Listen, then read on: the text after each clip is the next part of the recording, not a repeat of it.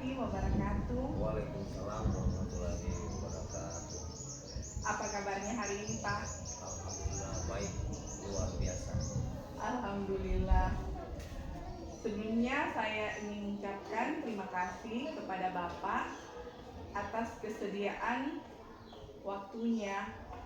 Di sini saya sebagai calon guru penggerak dalam rangka memenuhi tugas sebagai demonstrasi kontekstual, di mana saya bertugas mewawancarai Bapak mengenai pengambilan keputusan berbasis nilai-nilai kebajikan sebagai seorang pemimpin. Nah, Pak, di sini Bapak selaku pimpinan di sebuah sekolah, tentunya Bapak sering dan mungkin selalu dihadapkan pada berbagai pengambilan keputusan. Seperti itu ya, Pak? Ya. Nah, Pak, di sini mungkin Bapak bisa berbagi pengalaman mengenai proses-proses pengambilan keputusan berdasarkan pengalaman Bapak. Keputusan apa yang menurut Bapak Bapak merasa berada di dalam situasi sulit untuk memutuskan, atau Bapak merasa permasalahan ini Bapak harus memutuskan, ya ini salah dan ini benar, tapi saya harus memutuskan, seperti itu. Ya. Pertama kita kan kembali ke kurikulum merdeka, ya seperti sekarang ini. Tentunya kurikulum merdeka itu banyak berbicara tentang teknologi, dan di mana semua pembelajaran itu didapatkan dari hasil aplikasi-aplikasi yang sudah disediakan oleh pemerintah. Nah, kita dilema karena gini, di lain sisi guru-guru ada yang bisa menggunakan ICT, dan di sisi lain ada juga yang sudah bisa menggunakan ICT. Nah, semuanya modul-modul pembelajaran itu kebanyakan berada di aplikasi tersebut. Nah, saya melihat masalah tersebut bahwa memang harus dilakukan sesuatu, karena kalau misalnya kita memberikan keputusan yang tegas, yang berisiko yang tidak tahu menggunakan ICT. Nah, yang permasalahannya di sini, mereka harus dilakukan sesuatu, caranya dilakukan pembimbingan. Kalau kepala sekolahnya misalnya ilmunya terbatas, maka kita lakukan pemanggilan atau undangan kepada yang bisa mengetahui hal tersebut. Jadi hanya mencari solusinya saja. Memang aturannya seperti itu, tapi kita harus melakukan kebijakan-kebijakan yang sesuai kemampuan dan keadaan. Sekira seperti itu. Dari yang Bapak sampaikan, saya menarik kesimpulan Bapak berada pada posisi mengambil keputusan. Bapak ingin meningkatkan proses pembelajaran, tapi dihadapkan pada dua sisi, antara guru yang memiliki kemampuan IT dan yang tidak. Nah, di sini bagaimana Bapak harus mengambil keputusan agar guru-guru yang memiliki pemahaman agak kurang lah mengenai IT itu, Bapak harus mengambil keputusan bagaimana. Dan Bapak di sini yang saya lihat dari yang Bapak sampaikan, tidak ingin juga langsung memberikan instruksi, kamu harus seperti ini. Ya, jadi ada beberapa pertimbangan ya Pak yang Bapak harus pikirkan, tapi tetap pada tujuan Bapak ini guru-guru tersebut dapat menguasai IT. Seperti itu ya Pak. Nah, selama ini Bapak dapat mengidentifikasi kasus-kasus yang merupakan dilema etika atau rujukan moral. Bagaimana Bapak mengidentifikasi kasus tersebut? Selain dari kasus yang tadi telah Bapak sampaikan. Ya, kasus-kasus yang biasanya terjadi harus diidentifikasi dulu, karena pertimbangan pertama itu aturannya, kemudian keadilannya, dan kemudian tujuannya. Nah, jadi seperti itu. Jadi kita harus melihat dulu, kita pelajari dulu, bukan berarti langsung kita menjustis seseorang. Kemungkinan dipanggil ataupun kita turun di lapangan atau ke kelas-kelas seperti itu. Jadi kita melalui pengamatan dulu. Jadi seperti ya, Ya, dalam mengidentifikasi kasus itu Bapak melalui proses identifikasi juga. ya, Kemudian melihat nilai-nilai yang ada di dalamnya, ada keadilannya dan ada tujuannya. Nah, saya merujuk kembali kepada permasalahan yang Bapak sampaikan di awal mengenai menghadapi guru yang kurang dalam pemahaman penggunaan IT. Di situ ada unsur tujuannya. Ya. Tujuan Bapak ingin memberikan proses pembelajaran yang terbaik untuk murid, dan itu harus melalui guru dulu. Iya, seperti itu ya Pak. ya. Masya Allah, luar biasa ya Pak niatnya dengan tujuan tersebut, karena kita selaku pimpinan kepala sekolah dan juga tentunya sebagai pendidik, tujuan kita adalah untuk murid. Selama ini Bapak menjalankan pengambilan keputusan di sekolah Bapak itu terkadang ada dua kepentingan yang sama-sama benar dan sama-sama mengandung nilai kebajikan. Nah, bagaimana Bapak mengambil keputusan seperti itu? Ya, memang dilema juga kalau memang sama-sama benar. Iya. Seperti yang tadi itu, di sisi lain ada yang tahu, di sisi lain tidak, ada juga yang belum tahu. Iya. Tapi sama-sama tujuannya untuk ke pembelajaran. Iya, pembelajaran. Jadi yang dipertimbangkan itu yang pertama aturannya, aturannya. Kalau dia tidak bisa melaksanakan aturan, kita masuk dalam ke tujuan. Ya, tujuannya kalau memang sama-sama untuk, contohnya tadi, mencerdaskan kehidupan bangsa, dan kemudian masuk dalam kebijakan. Jadi saya melihat hal seperti itu karena semuanya benar.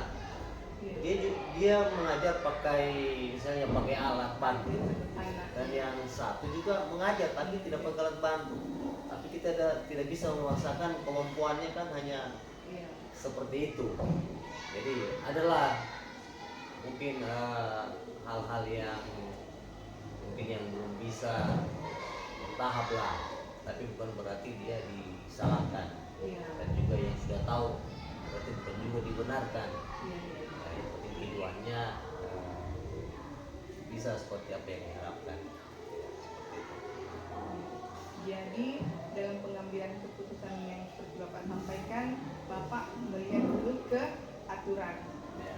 Kalau misalkan memang aturannya seperti itu, namun ternyata ada hal kondisi yang tidak memungkinkan, kita merujuk ke tujuan. Ya, tujuan. Setelah tujuan ternyata juga belum dapat kita temukan, kita mengarah ke kebijakan. Namun intinya tetap mengarah kepada ke arah perubahan. Seperti itu Pak. Ya, ada ketujuannya. Iya. Nah, langkah-langkah atau prosedur seperti apa yang biasa Bapak lakukan dalam pengambilan keputusan? Ya, langkah-langkah tentunya saya harus mengumpulkan dulu pengalaman atau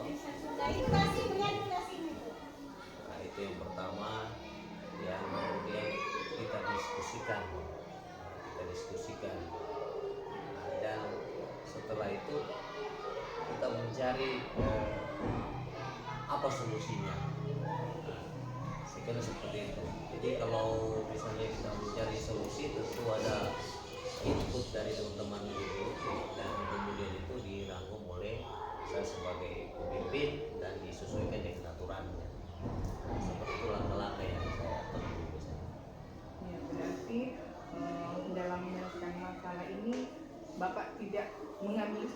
secara sendiri, tetapi dengan berembuk dengan rekan-rekan sejawat yang ada di sekolah. Ya, Kemudian melakukan diskusi dan sama-sama mencari solusinya. cari solusinya. Ya. Jadi ada nilai kolaborasi nih ya Pak Ya, di dalam ada. sini. Ya, luar biasa ya Pak. Kemudian hal-hal apa yang menurut Bapak efektif dalam pengambilan keputusan pada kasus dilema etika? Hal yang efektifnya itu Hal yang efektifnya itu adalah keputusan bersama dan masukan dari guru-guru. Ya.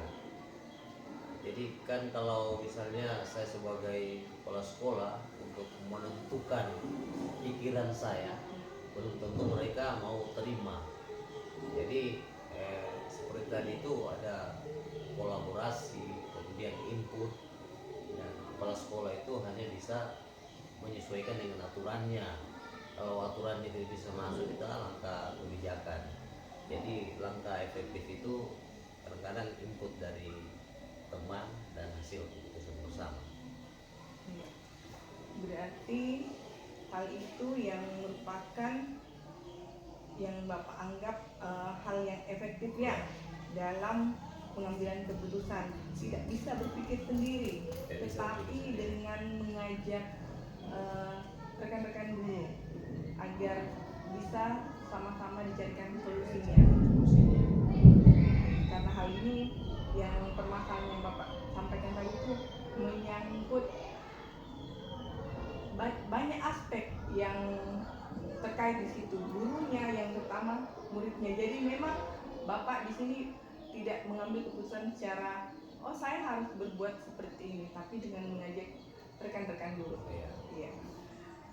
Nah Pak, selain langkah efektif, tentunya juga ada tantangan dalam pengambilan keputusan. Nah, kira-kira apa tantangannya Pak dalam pengambilan keputusan pada kasus dilema etika? Tantangan itu misalnya kalau ada sesuatu program yang dilakukan, yang pertama kalau seperti contoh yang tadi, yang pertama persoalan waktu toh, persoalan waktu. Jadi biasanya sudah mau diperlukan kegiatan tersebut, tapi orang yang mau dihubungi, orang yang mau didatangkan itu belum ada waktunya. Nah itu.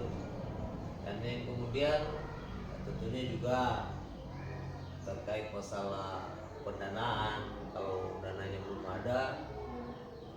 Dan yang kemudian kalau yang kedua tadi sudah tercapai, biasanya juga masalah penyelesaiannya.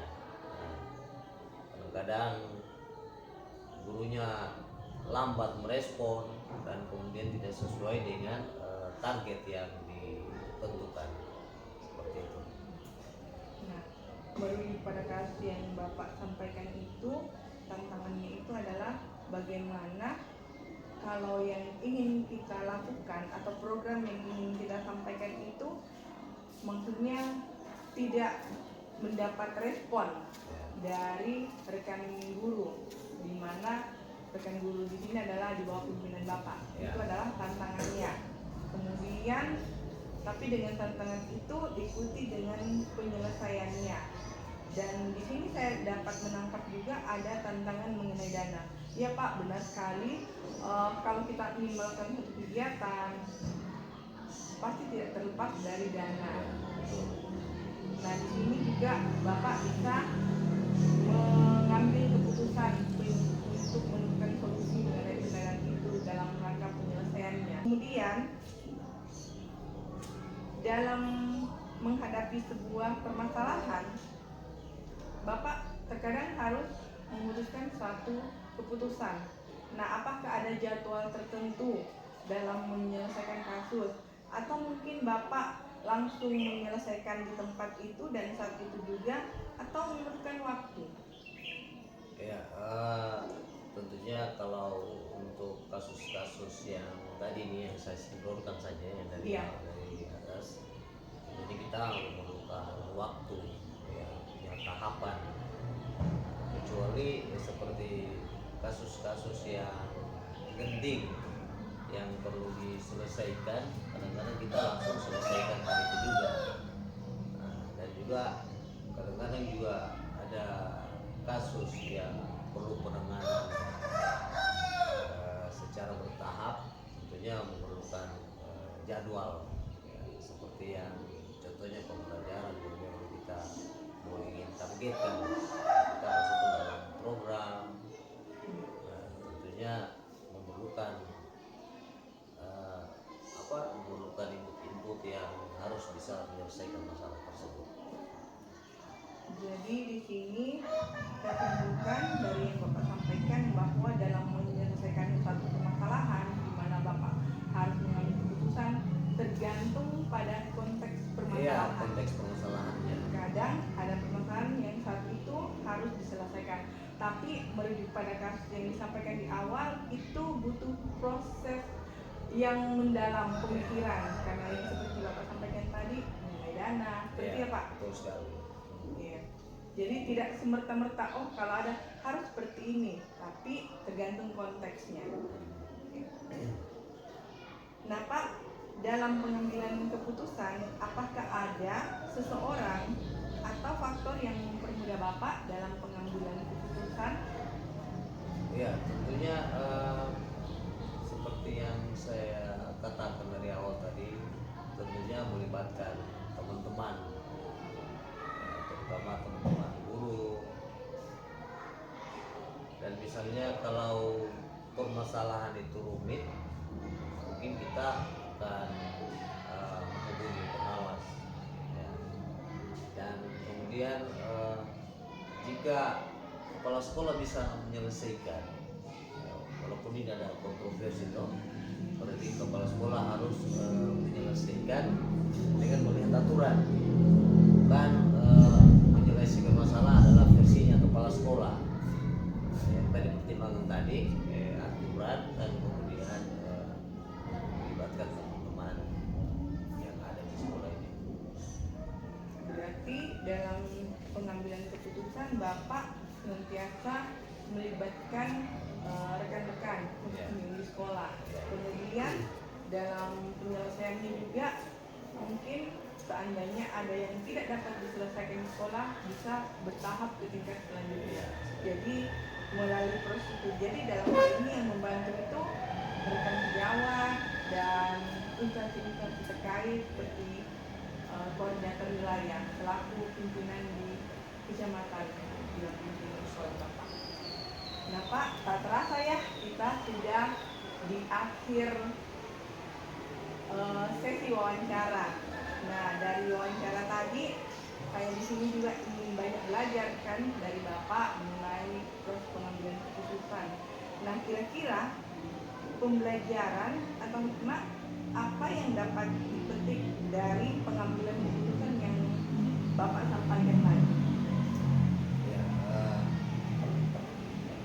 hikmah dari pelajaran dan keputusan itu tentunya ada dampak positifnya dan ada dampak negatifnya.